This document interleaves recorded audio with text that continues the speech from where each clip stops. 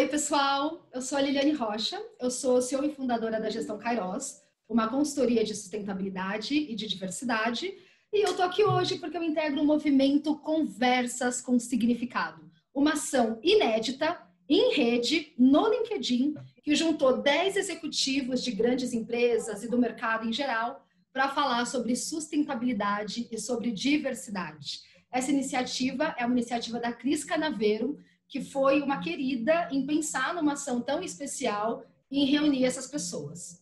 E hoje eu estou aqui para conversar com alguém que eu gosto muito, com alguém que eu admiro profundamente, que é o Gilson Rodrigues, que é coordenador nacional do G10 das Favelas, empreendedor social, consultor e líder comunitário de Paraisópolis, uma das maiores favelas do Brasil. Oi, Gilson, tudo bem? Olá, Liliane. Prazer estar aqui com você. Também adoro muito você e seu trabalho relevante no Brasil, que a gente possa se dar as mãos cada vez mais para transformar a nossa realidade. Muito bom. Gilson, eu esqueci de falar alguma coisa na sua apresentação que você quer acrescentar? Só que eu sou lindo. Mas isso as pessoas estão vendo, né? Gilson, olha só, vou começar com uma pergunta, que ela é oriunda de uma conversa que eu estava tendo essa semana com uma executiva, que é a Mara Cristófani, que é uma executiva que me acompanha ao longo dos últimos anos da minha vida e da minha carreira. E num determinado dia ela me escreveu e falou assim: você conhece o Gilson de Paraisópolis? Eu falei: conheço. Ela falou assim: por favor, faz essa mensagem chegar até ele. É importante que o Gilson saiba a dívida eterna que o Brasil e o estado de São Paulo têm com Paraisópolis por fazer um trabalho tão brilhante, tão admirável e tão diferenciado de contenção da pandemia, né? E aí eu faço questão de fazer publicamente essa mensagem chegar até você e queria te perguntar, Gilson, quando você percebeu que Paraisópolis precisaria se organizar de forma sistêmica, de forma inovadora, de forma coordenada para atuar na pandemia, numa pandemia? Você é infectologista, Gilson? Como que você atua num tema como esse de forma tão brilhante? Fala pra gente. Olha, primeiro, muito obrigado aí pelo elogio, obrigado pela mensagem pública. Você já tinha me falado isso, eu fiquei bastante feliz. O que nós temos feito aqui, na verdade, é uma coisa que nós não temos opção. Como é que nós decidimos fazer isso? Nós não tínhamos opção de ficar de braços cruzados e de ficar em casa. A situação da pandemia, ela evidenciou um problema que nós já vivemos há muitos anos. A favela cresceu de forma desordenada. Paraisópolis tem 100 mil habitantes. Se fosse uma cidade, estaríamos entre as 300 maiores do país. E eu não sonhei morar na favela. Nós sonhávamos em morar num bairro e ter acesso à educação, acesso à cultura, acesso a tudo que possamos ter para crescer e para se desenvolver. Mas, na realidade, aqui a situação é muito grave. As pessoas chegam sem acesso à moradia, muitas vezes morando em cima de córregos, onde a água não chega, fazer higiene é muito complicado e onde a fome e o desemprego está cada vez pior, principalmente por conta do reflexo da pandemia. Então, nós decidimos criar soluções para nos salvar, porque, efetivamente, nós percebemos que o governo não faria, como não fez, nenhuma política pública específica para salvar as favelas. Sequer a palavra favela tem sido citada nos discursos. É como se milhões de brasileiros não existissem morando nas favelas. Então, diante dessa situação, da necessidade de criar iniciativas para salvar a população, nós decidimos criar uma solução para cada problema. Então, aqui, por exemplo, nós não temos como fazer isolamento. São centenas de casas, milhares de casas pequenas com famílias numerosas que não têm como fazer isolamento. Então, construímos as casas de isolamento. O SAMU, por incrível que pareça, nós estamos há 130 dias dizendo que o SAMU não vem nas favelas. E ele continua não vindo, ninguém fala nada. Que novo normal é esse em que as pessoas concordam com um absurdo desse tipo? Mas nós contratamos ambulâncias. E aí fomos fazendo outras iniciativas como formar socorristas, distribuição de mais de 10 mil marmitas por dia, fazer telemedicina. Criamos um conjunto de iniciativas para ajudar a população a superar essa pandemia de uma forma mais saudável, que impacte menos nas pessoas, e o resultado tem sido positivo. Muito bom, Gilson. Eu fico pensando, né? Eu morei na favela na minha primeira infância, né? Então eu tenho comentado com as pessoas, morei em barraco. E eu não sou infectologista. Oi? E eu não sou infectologista. Eu não sei nem falar a palavra. Porque um trabalho desse, né? Como é que chama isso aí?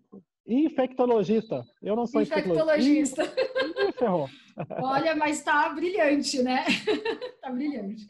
Gilson, eu estava comentando, né? Eu morei em barraco de 18 metros quadrados, chão de barro na minha primeira infância, então eu vivi a realidade da favela, né? Na periferia de Guarulhos. E também vivi a realidade de estar dentro das grandes empresas, dialogando com líderes comunitários de favela e em grupos, né, coletivos ali, decidindo se faz ou não faz a doação, se assina ou não assina o cheque, enfim. Você como esse líder comunitário, né, que faz tantas articulações para realizar tudo que você realiza em Paraisópolis, qual que é a importância do olhar de quem está na favela, né? Quer dizer, quem está nessa realidade sabe como resolver. Talvez alguém, se tivesse chegado de fora com uma resposta pronta e falado assim, Gilson, faz isso aqui que resolve, talvez não tivesse funcionado, porque a pessoa não conhece essa realidade, né? Então, o que você pode falar para a gente sobre estar de dentro, conhecer essa realidade e a diferença que isso faz para encontrar as soluções de fato que funcionam, né? Porque, enfim, são muitas peculiaridades. Nós temos vivido uma realidade diferente agora, porque as pessoas estão tendo noção, a constatação de que as grandes transformações que vão acontecer nas favelas, elas vão vir de dentro para fora e não de fora para dentro, como estava acontecendo. Então, não dá para a gente propor iniciativas não analisando o contexto, inventando muitas vezes a roda de uma coisa que já está acontecendo. O que nós precisamos hoje em dia é valorizar o olhar de quem está lá, de quem está sentindo as dores na pele no dia a dia, de que ações podem ser feitas sem tirar o protagonismo daquelas lideranças e apoiar de forma financeiramente. Porque às vezes tem muita gente que quer dar tapinha nas costas e ser solidário com as ações, mas não põe dinheiro. Então, de tapinha nas costas, nós estamos aqui há mais de 100 anos. Paraisópolis, na verdade, vai fazer 100 anos o ano que vem, e há quase 100 anos a gente vive de tapinha nas costas. Então, nós queremos fazer alguma coisa diferente. Nós não queremos viver dois Brasis. Um Brasil que pode ter acesso à infraestrutura, que pode ter acesso à cultura, à saúde, que nessa situação de pandemia tem acesso ao seu home office, álcool gel e máscara, e a internet boa, e o outro que está morando em cima do córrego, que está desempregado, que está faltando água e que está tendo que escolher se usa álcool gel ou se compra comida. Então, não devemos aceitar isso, porque viver o Alfavela e o Alphaville não é o melhor para o Brasil. Quanto mais nós tivermos condições de uma população mais educada, uma população com condições de acesso a trabalho e renda, o Brasil vai crescer e vai se desenvolver. Então, é bom para todo mundo isso. Mas é importante considerar o olhar de quem está dentro. Faz todo sentido, faz todo sentido. Gilson, como você acha que a pandemia, você acha que a pandemia escancarou as desigualdades que a gente tem no Brasil? Você acha que a pandemia usa essas desigualdades? Como você está sentindo isso a partir de Paraisópolis? O Brasil é um país muito desigual. E eu tenho muitos amigos, a gente por estar numa região nobre, que é a região do Morumbi, em que os índices de desenvolvimento comparados a de bairros europeus, ao mesmo tempo nós temos uma favela do lado. Esse retrato deste Brasil é uma realidade em várias outras regiões, mas ao mesmo tempo que essas regiões não se conectam de forma alguma. Por vezes elas se conectam pelo medo, ou muitas vezes querem construir muros, como foi a proposta recentemente de construir muros aqui na nossa região. Mas eu acredito que neste momento, por conta da mídia, por conta de toda a situação de vulnerabilidade que as favelas estão neste momento, a gente pode ter acesso à mídia no geral para mostrar um pouco do que se passa na favela. Não é novidade que aqui tem milhares de pessoas em cima do córrego, pessoas morando na ribanceira, que acontecem incêndios todos os anos e que tem pessoas passando fome. Mas neste momento ele evidenciou mais essas dificuldades. O que nós vamos fazer com isso que é o problema, porque nós tivemos uma onda de solidariedade, principalmente no mês de março e abril, que neste momento está paralisado. Parece que o Covid acabou, que a situação está resolvida e que agora inventaram um novo normal, só que nós estamos ainda buscando o nosso normal. Não é normal que milhares de pessoas fiquem desempregadas e que não tenham o que comer. Não é normal que aqui ainda esteja faltando água. Não é normal que as pessoas tenham que morar em cima do córrego. Então nós queremos acabar com as nossas anormalidades. E aí sim sentir que existe um novo normal para a gente, porque ou que tenha pelo menos um normal, é o que nós estamos buscando. Então, se nós não fizermos investimentos agora, a população não se mobilizar agora, nós vamos fazer como está acontecendo neste momento, que é de todos os dias nós vermos a notícia de que morreram mais de 1.000 pessoas por dia no Brasil e achar que é normal. Então, não é normal porque não é um parente nosso, não é normal porque não é um vizinho. É normal porque não é normal porque é um ser humano e que nós temos que preservar as vidas e dar condições para que as pessoas sobrevivam. Então, buscar trabalhar essa questão das anormalidades e corrigir para que a gente possa ter um novo normal e, de fato, um Brasil mais solidário e humano. Se não, é só mimimi e hashtag para colocar na internet. Nós queremos mudar na prática. Tem que fazer alguma coisa. Faz todo sentido. É isso, né? A pessoa que não está fazendo nada... serve, durante a pandemia também não serve, né? A gente tem que construir Exatamente. outra coisa. Exatamente. A pessoa que não está fazendo nada agora, neste momento, não adianta fazer discurso que o Brasil vai ser mais solidário e que a gente vai ter um novo normal. Essa não é a realidade. A realidade, neste momento, é que a situação está pior, agravada por uma situação de desemprego e de fome.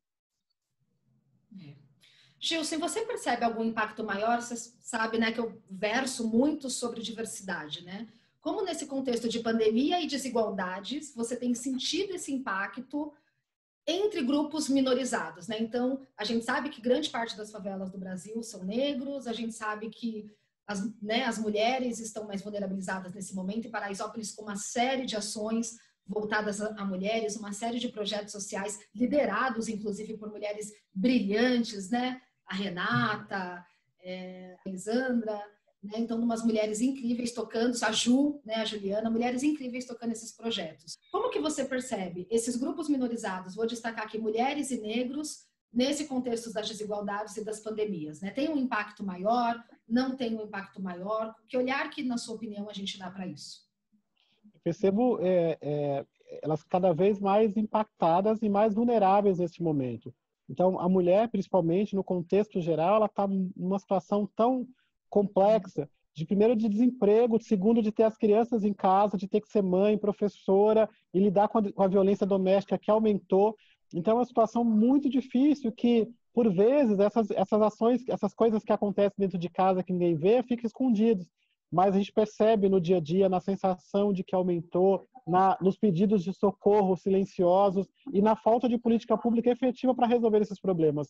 O Brasil é muito carente de política pública, é muito carente de ações que não sejam aquelas ações que você vai lá e põe uma placa, sabe? Aquela coisa de, vou colocar uma placa aqui e mostrar o que estou fazendo, mas de acolher as mulheres, de botar as delegacias, de dar formas e condições para que elas possam denunciar o agressor. Então é muito difícil essa situação e a população negra é a população que está na favela. Em sua maioria é a negrada que está aqui passando dificuldade, é a negrada que foi lotar os ônibus, que está lotando os ônibus e metrôs dos tal dos serviços essenciais e que não pode fazer home office e quarentena e que se contaminou a família e muitos morreram porque é na favela e são os negros que estão morrendo e se contaminando mais.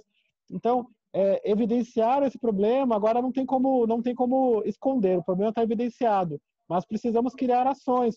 No ano de eleição, por exemplo, eu não sei cadê os candidatos, eu não sei cadê o prefeito. Aqui em Paraisópolis, nós tivemos que eleger 658 presidentes de rua, para que eles, cada um, cuidem de 50 famílias. E a maioria são mulheres, que além de cuidar da sua família, está cuidando de outras 50. Então, mais uma vez, a sociedade civil, a comunidade se organizando e sendo agente da sua própria transformação, porque senão a situação seria muito mais agravada. O Instituto Polis, ele certificou aqui as nossas ações em Paraisópolis, através do G10, como melhor do que a gestão que o município faz para a cidade de São Paulo. Para a gente é um super reconhecimento. Quando nós começamos o trabalho, nós não achávamos que nós chegaríamos a alcançar isso ou teria esse reconhecimento. Nós estávamos apenas criando alternativas que a população pudesse ter condições de não ter uma morte em massa aqui, para não virar uma situação como Guayaquil que aconteceu. Então, a gente está buscando cobrar, óbvio, que o governo faça a sua parte, mas também estimulando e fazendo com que a sociedade civil faça também sua parte, que nos ajude a construir caminhos. Muito legal, Gilson. Eu queria aproveitar essa nossa conversa para te pedir 2 recados. Um recado para os Gilsons do Brasil, né? A gente sabe que tem um monte de líder comunitário que estão em situações extremamente delicadas nas favelas, lidando com a pandemia, e aí você é um cara muito articulado, né? E que fez muita movimentação e que fez muita coisa acontecer em Paraisópolis. Que dica você daria para esses líderes comunitários, né? Que de repente estão em comunidades até mais distantes, que não tem, né, um Morumbi assim do lado, enfim, que estão mais isolados ou que não são tão articulados, que dicas você daria para essas lideranças comunitárias de todo o Brasil sobre como atuar, lidar com esse momento de pandemia? Eu diria que é possível que se organize, que convoque as pessoas, que chame a comunidade e que busque alternativas, ainda que o governo tenha nos abandonado. Nós, aqui em Paraisópolis, quando nós começamos, nós não tínhamos nada. Mas à medida que nós mobilizamos a sociedade, divulgamos, falamos, mesmo na rede social, os parceiros foram aparecendo e nos ajudaram a construir esse trabalho que são de muitas mãos. Então, que não desista, que não deixe, não acredite quando alguém me dizer que não é possível, que coisas são impossíveis para quem mora na favela. É possível, basta ter gente com sangue nos olhos, correndo atrás e acreditando e querendo buscar transformar a sua realidade. Muito bom, Gilson. Acho que a outra dica, talvez, aproveitando que a gente está na rede, né, em rede, com 10 executivos, e que eu acredito que o alcance dessa nossa conversa vai ser grande, né, e vai ser dentre pessoas que estão em tomada de decisão. Que dica você daria para os líderes, para os executivos, para quem está lá assinando o cheque, às vezes querendo ajudar e não sabe o que fazer nesse momento, né? Que dica você daria para essas pessoas que estão na liderança das grandes empresas e que querem ajudar favelas, comunidades, lideranças locais nesse momento? O que fazer? Ligar para o Gilson, o que fazer? A dica que eu dou é que seja exemplo. Que não adianta fazer discursos distantes na internet ou publicar artigos sobre mudança de comportamento se você não faz isso na prática.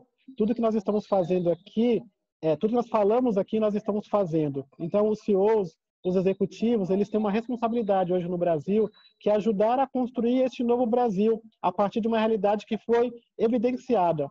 Não é possível que a gente aceite que esses dois Brasis se sustentem da forma como está, onde muitas pessoas estão passando fome e outras podem comer o que quiser. Temos que ajudar a população que mais precisa, oferecendo condições de trabalho, de qualificação e de transformação social. Mas isso só vai acontecer à medida em que você também der o exemplo, que você se transformar, que você colocar a mão na massa, colocar o pé no barro e mobilizar não só a sua empresa, mas toda a sociedade, inspirando pessoas a ajudar e transformar o Brasil e o mundo. Muito bom, Gilson. Para terminar, você é otimista, pessimista, um otimista realista, um otimista esperançoso? Como que você vê a realidade das favelas, das comunidades do Brasil? De Paraisópolis, né? O ano que vem, 2021, nesse pós-pandemia, o que você vislumbra? Eu sou um otimista que põe a mão na massa. Eu sou otimista que trabalho para construir, fazer a minha parte e inspirar outras pessoas a fazer a mesma coisa. Se nós tivermos otimistas que façam sua parte, nós vamos ter cada vez mais pessoas fazendo coisas e transformando o Brasil na prática, porque o otimismo que só de longe é que nem aquele abraço e o tchauzinho de longe que não funciona para nada, né? Nós queremos mais calor, nós queremos mais proximidade, nos dar as mãos e nos encontrar para buscar um país, uma condição melhor para todo mundo. Se a gente conseguir isso, vai ser bom para a economia, vai ser bom para a saúde, para a educação e transformar de fato a nossa realidade. Tá aí, gente, essa foi nossa conversa com o Gilson Rodrigues. Você que é executivo, que é presidente de empresa, diretor, gerente, que está ouvindo essa nossa conversa e quer fazer a diferença e quer atuar nesse momento de pandemia, entre em contato com o Gilson, entre em contato com o pessoal de Paraisópolis. Se não conseguir o contato deles, me pede que eu passo. Vai lá conhecer. Né? Historicamente, tem uma ação em Paraisópolis que eu gosto muito, que chama Feijoada na Laje, que é uma feijoada no Bistrô Mãe de Maria. Eu estava lá toda feijoada na Laje, uma vez por mês. Em breve, né, nesse contexto de pandemia, não teve, mas com certeza em breve vai voltar a ter. É uma oportunidade única de comer uma comida boa, tá com gente legal, e tá perto, e viver a realidade do que são as nossas comunidades no Brasil e fazer a diferença, né? Veja mais de perto, né? Eu gosto muito dessa fala, veja mais de perto. Não dá para a gente formar opiniões de situações, cenários, pessoas que a gente veja mais de perto, viva, né? Viva a realidade, e aí você decide. Né? Se você tem uma responsabilidade, acho que não é nem ajudar. Se você tem uma responsabilidade diante desse cenário ou não tem, e como você vai exercer a sua responsabilidade diante desse cenário. É isso, Gilson, quer falar mais alguma coisa? Quer deixar um site? Agradecer, dizer que quem quiser acompanhar, pode acompanhar pelas redes sociais, pelo Instagram, @GilsonRodriguesBR, ou @G10Favelas. Muito bom, pessoal. Quem quiser me acompanhar um pouquinho mais de perto, Liliane Rocha Oficial no Instagram. Liliane Rocha aqui no LinkedIn e todas as redes da Gestão Kairos, consultoria de diversidade e sustentabilidade. Mais uma vez, eu quero agradecer imensamente a Cris Canavero por essa iniciativa bacana e aos 10 executivos que estão conosco nessa jornada sobre compartilhar informações de sustentabilidade e diversidade. Obrigada, pessoal. Até a próxima.